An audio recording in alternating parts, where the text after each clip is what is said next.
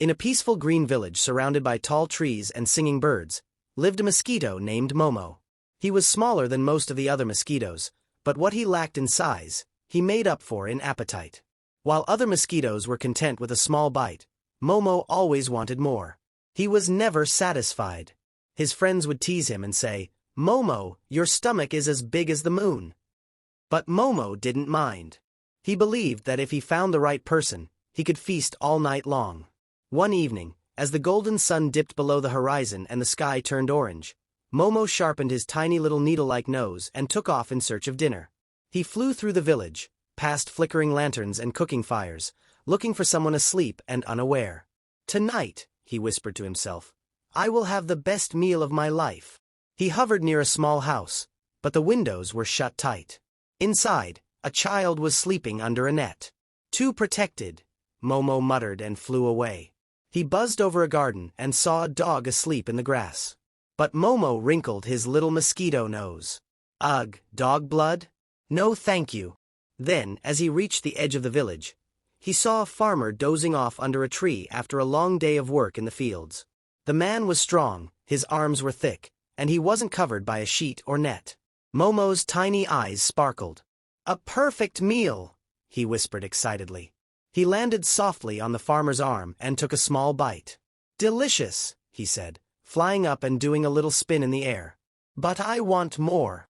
He landed again and took another bite. The farmer stirred but didn't wake.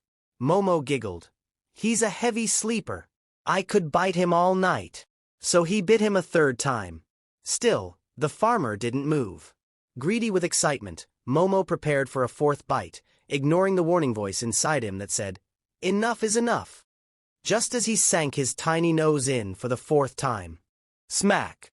The farmer, half asleep but annoyed by the itching, had slapped his arm hard. Momo was thrown into the air and came crashing down into the grass. His wings buzzed weakly. He felt dizzy, sore, and shocked. "Ouch! That hurt!" Momo groaned. He limped back to the edge of the field and collapsed under a leaf. The stars twinkled above him, but Momo was in no mood to enjoy them. The next morning, Momo slowly flew back to his home near the pond, where his mosquito friends were resting. When they saw his bruised wing and sad face, they flew over. "What happened to you?" asked Zara, a kind mosquito who always warned Momo about his greed. Momo sighed. "I found a farmer sleeping under a tree. I bit him once, then again, then a third time." "And?" Zara asked. "I went for a fourth bite," Momo admitted. The oldest mosquito in the group, Grandpa Buzz, chuckled and said, "There it is. The fourth bite. Always the fourth bite. That's the one that gets you." All the mosquitoes laughed gently, not to mock Momo, but because they had all learned this lesson once in their lives. Momo looked at them and said, "I should have been happy with what I had. I got greedy, and I paid the price." Grandpa Buzz nodded. Greed is like flying too close to a fire. A little warmth feels good, but too close, and you'll burn your wings. From that day on, Momo became wiser. He no longer took more than he needed.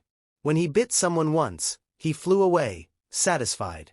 He still loved to eat, of course. But now, he knew where to draw the line. And in time, Momo became one of the most respected mosquitoes in the village. Not because of his appetite, but because he had learned an important lesson.